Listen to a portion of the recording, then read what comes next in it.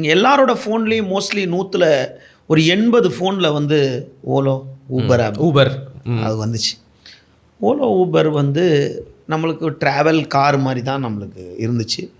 அதுக்கு அடுத்த செக்டர் ஓலோ Uber travel car, அது வந்து எல்லாருக்கும் பேசஞ்சர் சர்வீஸாக தான். அப்புறம் ஆட்டோ வந்தது, ஆட்டோ வந்துச்சு.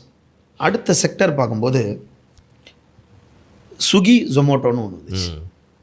இந்த ஸ்விக்கி ஜொமேட்டோ வந்து ஆக்சுவலாக 2014லேயே எப்படி வந்துச்சுன்னா, கம்பெனி ப்ராடக்ட் எடுத்துகிட்டு போயிட்டு டெலிவரி பண்ணுறது, கொரியர் மாதிரி மொத்த மெட்டீரியல் பண்ணுறதுலாம் வந்துச்சு 2014-15லேயே. பட் ஃபுட்டு வந்து கடந்த 6 ஆண்டுகளாக தான் ஃபுட்டு போய் சப்ளை. அந்த ஆரஞ்சு கலர் ரெட் கலர் ட்ரெஸ்லாம் நிறையா தெரிய ஆரம்பிச்சது. சொமோட்டோ ஸ்விக்கி. இந்த சொமோட்டோ ஸ்விக்கி வந்து இதுக்கு முதல் எலிஜிபிலிட்டி, முதல் தகுதி என்ன அப்படின்னா, ஒரு பைக், அந்த பைக்குக்கு ஓட்டுறதுக்கு ஒரு லைசன்ஸ். இது 2 தான். இந்தியாவில் எல்லாருக்குமே ஆதார் கார்டுன்னு ஒன்று கம்பல்சரி இருக்கும், இல்லாமல் இருக்காது. அது அடிஷ்னல் டாக்குமெண்ட். அப்போது எல்லா இடத்துலையும் ஒரு ஆஃபீஸ் ஒன்று இருந்துச்சு. அந்த அலுவலகத்தில் போயிட்டு ஃபஸ்ட்டு டைம், அதாவது அந்த அலுவலகம் என்றைக்குமே யூஸ் ஆகாது, ஒன்லி ஜாயினிங்க்கு மட்டும்தான்.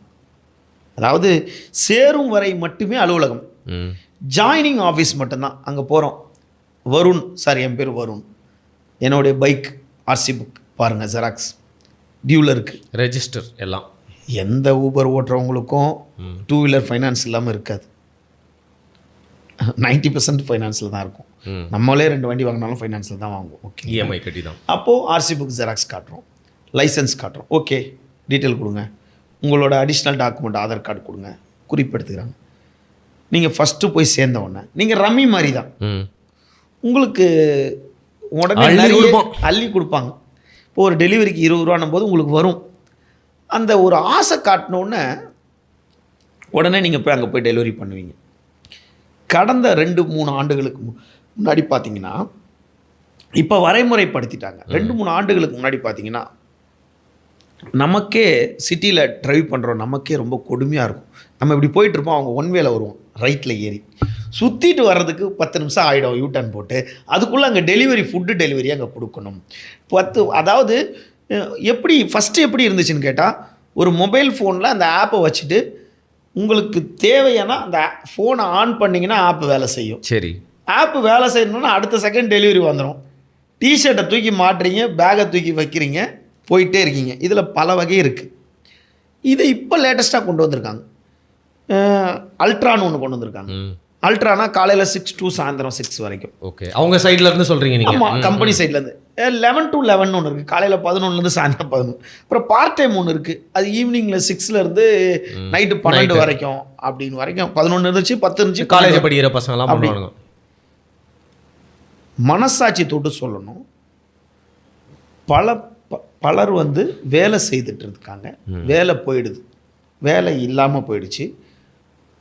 எனக்கு தெரிஞ்சு நிறைய பசங்க, ரிப்போர்ட்டர்ஸ் கூட நம்ம சொல்லலான்னு வச்சிங்களேன், நிறையா பசங்க கொரோனா காலத்தில் சம்பளம் இல்லாமல் வாழ்வாதாரத்திற்காக ஓலோ ஊபர், அதாவது ஜொமேட்டோ ஸ்விக்கி ஓட்டிட்டு அன்னன்னைக்கு காசு பார்த்தாங்க. ஒரு டெலிவரி பண்ணால் 20 ரூபா அப்படின்னா அந்த டெலிவரி 20 ரூபா. பட் அவங்க டிப்ஸு கொடுக்கறத பொறுத்து இருக்குது. நீங்கள் கேஷ் அண்ட் கேரியாக வாங்கினீங்கன்னா தான் உங்களுக்கு டிப்ஸு. நீங்கள் வாங்குகிற இடத்துல நீங்கள் வந்து இப்படி நேராக போங்க, அங்கே ஒரு ஃபுட் கோர்ட் இருக்கும், ஃபுட் கோர்ட்டில் நான் ஒரு பீஸா ஆர்டர் பண்ணிட்டேன், நான் உங்களுக்கு ஆன்லைனில் பே பண்ணிட்டேன், நீங்கள் அதை எடுத்துகிட்டு நீங்கள் இங்கே வாங்க, நீங்கள் இங்கே வந்தோன்னே நீங்கள் கேட்டில் கொடுத்துருங்க செக்யூரிட்டிக்கிட்ட அப்படின்னும் போது நீங்கள் அவங்க ஜிபே பண்ணிடுறீங்க, அவ்வளோதான், டிப்ஸே கிடையாது. அப்போது அதுலேயே சரி, ஏதாவது நம்ம மனித நேயத்தில் அவங்களுக்கு ஏதாவது கொடுக்கணும்னு நினைக்கிறவங்க கையில் ஒரு சேஞ்ச் வச்சுட்டு இப்போ அந்த பேமெண்ட் கொடுத்தாச்சு, இந்தப்பா அவருக்கு கீழே சர்வன்ட்கிட்டயோ வாட்ச்மேன்ட்டையோ கீழே வந்தாருன்னா அவருக்கு இந்த 20 rupees கொடுத்துட்டு அந்த ஃபுட்டை வாங்கிட்டு மேலே வாங்க. இது எல்லாருமே நடக்கிறது தான்.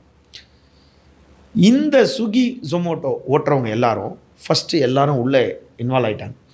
இந்த ஸ்விக்கி ஜொமேட்டோவில் எவ்வளோ பேர் ஆக்சிடெண்ட் ஆகிருக்காங்க தெரியுமா? கண்டிப்பாக. அந்த ஃபாஸ்ட்டாக போய் டெலிவரி பண்ணணும் அப்படின்னு அந்த ஹெட்ஃபோன் போட்டுப்பாங்க. சார் அவங்க மட்டும் ஆக்சிடென்ட் ஆகிறது இல்லை, வேற எவனையாவதையும் ஹெட்ஃபோன் போட்டுப்பாங்க. ஹெட்ஃபோன் போட்டுட்டு அப்படியே கண்ணா பின்னான்னு போவாங்க. ஏன்னு கேட்டால் அந்த அவங்க இப்போ நீங்கள் ஒரு ஃபுட்டு ஆர்டர் பண்ணுறீங்கன்னா அந்த ஃபுட்டு வந்து அவங்க ஹோட்டலில் என்ன பண்ணுவான்னு கேட்டால் ஃபுட் ரெடின்னு அவங்க ஒரு மெசேஜ் பண்ணணும். ரெடின்னொன்னே தான் இவங்க அங்கே போயிட்டு ஃபுட் ரெடினோன்னா அவங்களுக்கு கஸ்டமருக்கு ஃபுட் ரெடின்னு மெசேஜ் போட்டோன்னே பிக்கப்னு எடுத்துருவாங்க. பிக்கப் பண்ணோன்னா வண்டி மூவ் ஆகுதான்னு கஸ்டமர் பார்த்துட்டே இருக்காங்க, எந்தெந்த இடத்துல மூவ் ஆகிட்டு இருக்கு, எங்கெங்கே நிற்கிது, நின்னா ஏன் வரும்போது நிற்கிது அப்படின்னு கேட்குறாங்க. அப்போது இவங்க ஃபுட்டு ரெடி நம்ம மெசேஜ் போட்டு கூட ஒவ்வொரு நீங்கள் பார்த்தீங்கன்னா கடந்த நீங்கள் நிறைய நாள் நான் நைட்டில் சுற்றுற ஆள் நீங்கள் பார்த்துருப்பீங்க.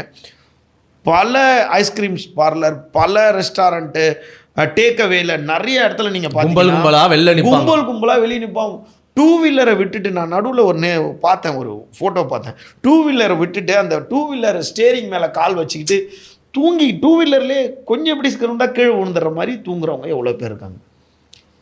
இவர்கள் எல்லாருமே கேட்டால் ஒரே வார்த்தை, நான் டபுள் டிகிரி, எனக்கு வேலை கிடைக்கல.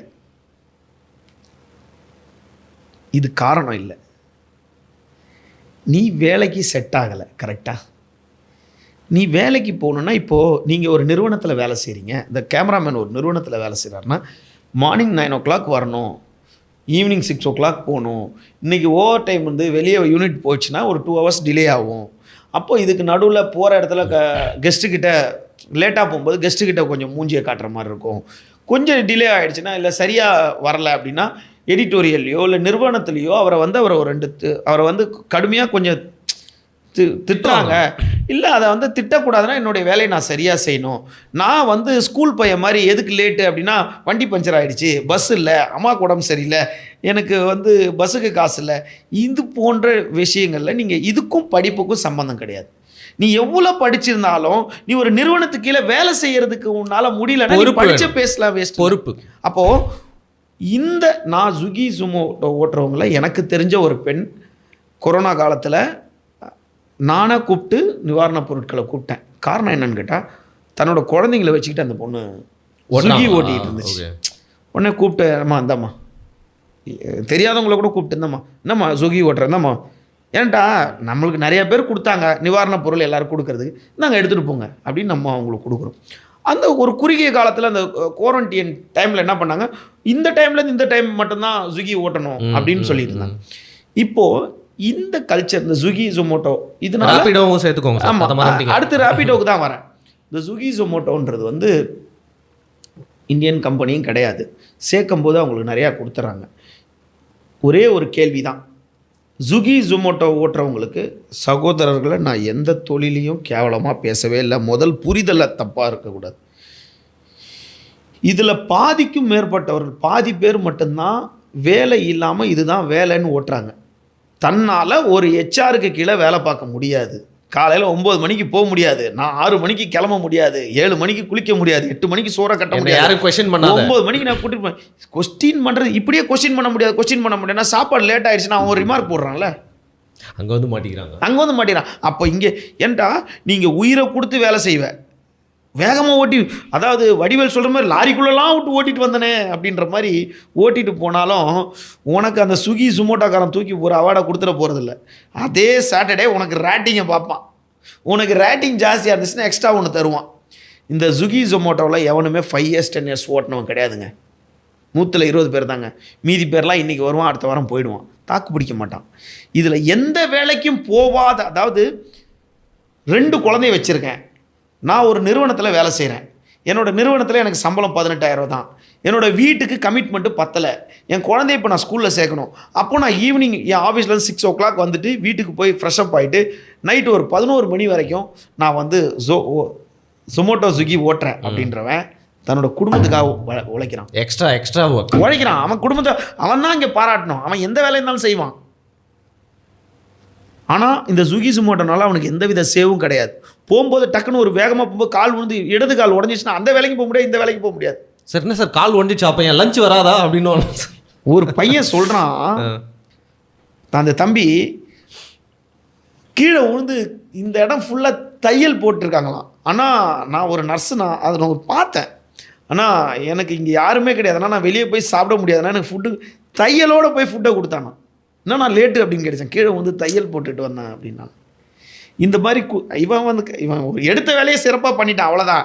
இதுக்காக ஸ்விக்கி ஜொமேட்டோ எம்டிங்க சிஇஓ, நம்ம தான் சிஇஓவை பற்றி பேசணும்ல, நேராக வந்து இங்கே வந்து கொடுத்து இவங்ககிட்ட கொடுத்து ஒரு ரிவார்டோ அவார்டோ கொடுக்க போகிறது கிடையாது. இதில் 2வது வெர்ஷன் பார்த்தீங்கன்னா எந்த வேலைக்கும் போகாமல் காலேஜ் முடிச்சுட்டு வீட்டில் வேலைக்கு போக சொன்னால் போகாமல் ஒரு பைக்கை வாங்கி அப்பா அம்மா காசில் வாங்கிக்கிட்டு தனக்கு தேவையான செலவு அம்மா அப்பா கொடுத்தாங்கன்னா அது பத்தலாத போது நான் வேலைக்கு போகும்போது போவேன் அப்படின்ட்டு R15 எடுத்து ஓட்டுன்னு இருக்காங்க. ஆமாம், R15 நமக்கு தேவையான நேரத்தில் ஃபோனை ஆன் பண்ண வேண்டியது, ஓட்ட வேண்டியது, ஓட்டிட்டு எடுத்துகிட்டு போய் இவன் அரிசி வாங்கி கொடுத்து தான் உழ வச்சு அவங்க அம்மா சோறு போடணும்னு கிடையாது.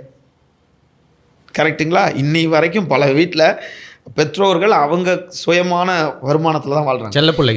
ஆமாம், இந்த பசங்களுக்கு பைக்கையும் வாங்கி கொடுத்து இதுங்க தம் அடிக்கிறதுக்கும் கஞ்சா அடிக்கிறதுக்கும் போதை வஸ்து பயன்படுத்துறதுக்கும் இது இந்த ஓலோ ஊபரை ஒரு இதில் வந்து எல்லாரையுமே நம்ம சொல்லலை, கேட்டகரி. ஆமாம், இதில் ஒரு கேட்டகரி.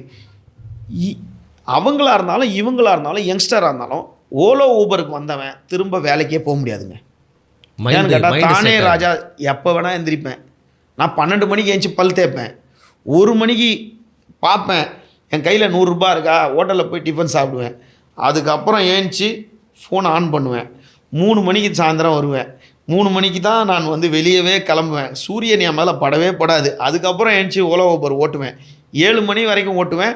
ஓட்டின உடனே எனக்கு அன்றைக்கி தேவையதுக்கு உண்டான சரக்கு சாப்பாடு பெட்ரோலுக்கு எல்லாம் முடிஞ்ச உடனே திரும்ப ஃபோன் ஆஃப் பண்ணி வச்சேன். இது வந்து இந்த கம்பெனியில் போய் நீ ஜாயின் பண்ணுறியா அன்றைக்கி தான் உன்னை தெரியும்